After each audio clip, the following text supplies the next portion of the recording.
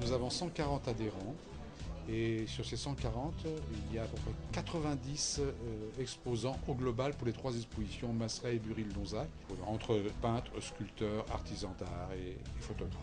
Puis Jacques Brouaille, qui est un sculpteur connu depuis très très longtemps, professionnel, qui est tellement excellent et qui colorie l'acier avec son chalumeau. C'est extraordinaire, c'est prestigieux. Qu'est-ce que ça fait d'être l'invité d'honneur de ce cercle d'artistes? Écoutez, c'est prestigieux, hein, c'est vraiment encourageant, c'est un honneur, une distinction. Ça permet de continuer sur ce chemin de l'art.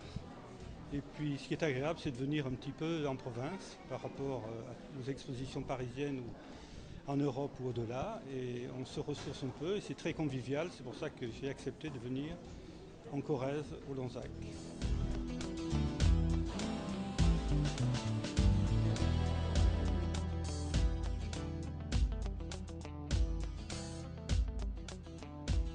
L'art est une écriture, donc un message, et je crois que ce message, il faut le transmettre des sentiments profonds de l'humanité. Parlons plus précisément de vos œuvres. Je trouve qu'elles sont très sensuelles et elles sont très tactiles. Il émane de vos œuvres beaucoup de chaleur. Qu'est-ce que vous avez voulu faire passer comme message à travers elles? Disons que le message, comme je l'ai dit tout à l'heure, de l'amitié entre les peuples. Et donc le travail, c'est de la recherche, c'est beaucoup de rencontres. Et par rapport à ces rencontres, c'est de scruter un petit peu le fond de chacun.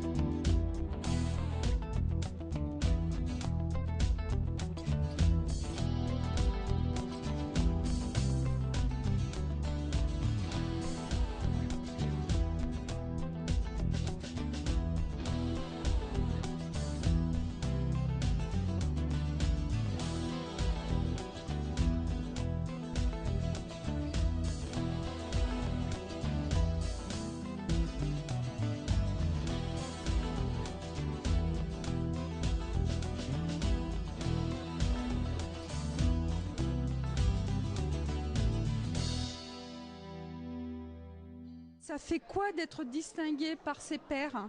Je suis très heureuse, ça fait grand plaisir évidemment, puisque j'essaye de développer petit à petit ma passion. Et voilà, donc en exposition, c'est super de faire placer le plaisir aux autres aussi. C'est des tableaux qui me tiennent à cœur, c'est une passion, donc je suis ravie que justement le plaisir passe aussi dans les regards de ceux qui viennent me voir en expo.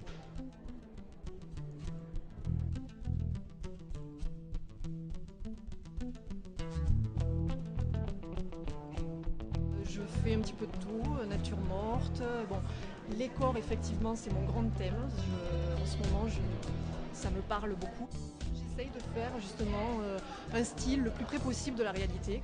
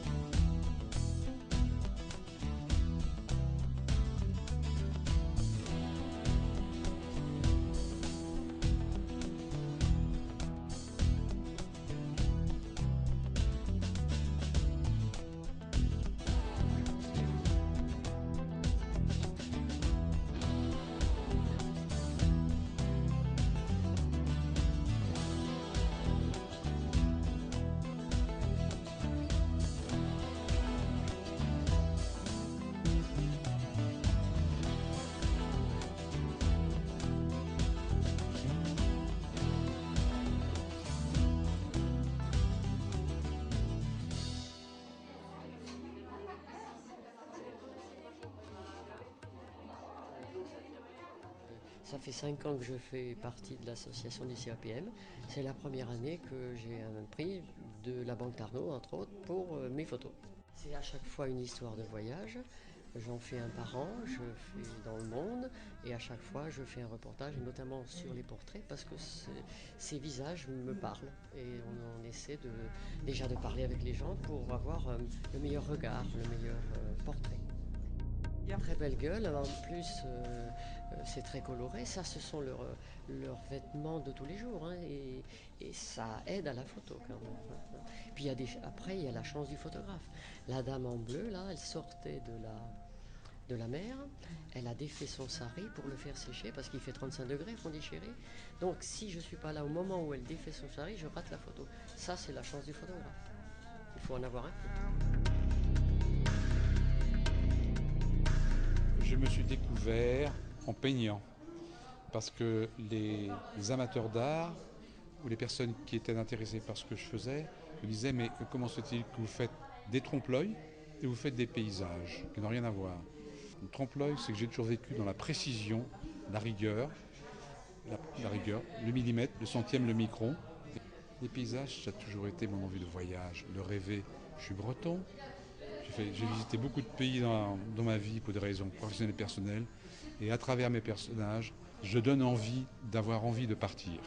Voilà pourquoi je fais des paysages avec beaucoup de soleil, beaucoup de lumière et beaucoup de clarté. La mer avec un oiseau et une voile à l'horizon, toujours. L'oiseau, c'est la vie. Puis la voile, c'est l'envie de partir.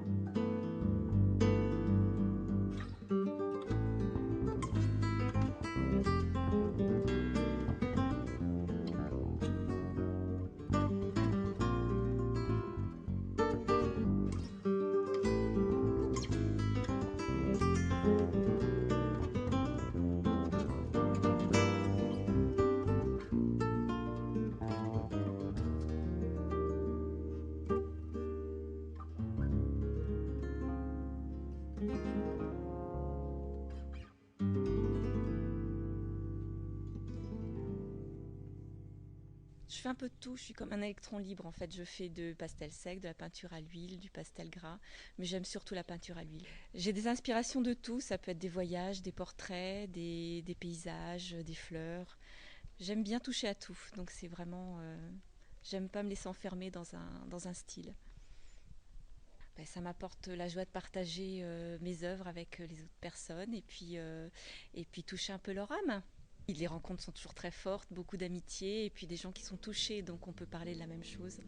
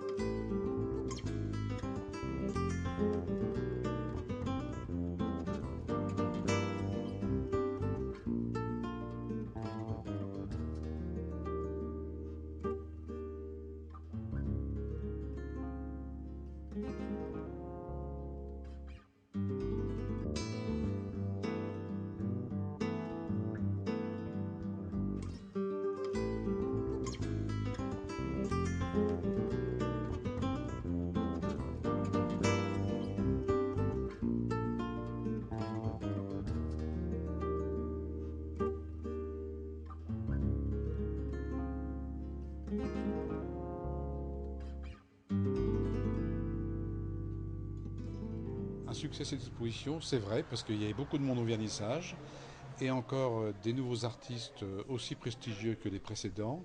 Volodymyr Lenchenko, qui est un Ukrainien, qui a déjà exposé avec nous l'année dernière, qui a remporté un grand succès, et c'est pour cette raison que nous l'avons proposé d'être l'invité d'honneur cette année. Et d'ailleurs, la Banque Tarnot qui est un de nos sponsors et nos partenaires, ne s'est pas trompé parce qu'elle a acheté une œuvre qui était tirée au sort pour une tombola qu'on réalise une fois par an. Il faut remarquer la qualité de toutes les œuvres, les qualités de tous les artistes, que ce soit aquarelle, huile ou pastel. Quand la troisième exposition de cette année va se terminer fin août, on va commencer à préparer l'année prochaine et surtout le trentenaire du CAPM 2009. Quelques petites révélations pour le trentenaire. Des artistes qui vont peut-être venir s'exploser de joie devant nous en peignant avec leurs mains sur des toiles, pourquoi pas. Et on va essayer de faire un feu d'artifice. Voilà. Merci. Un feu d'artifice, René, c'est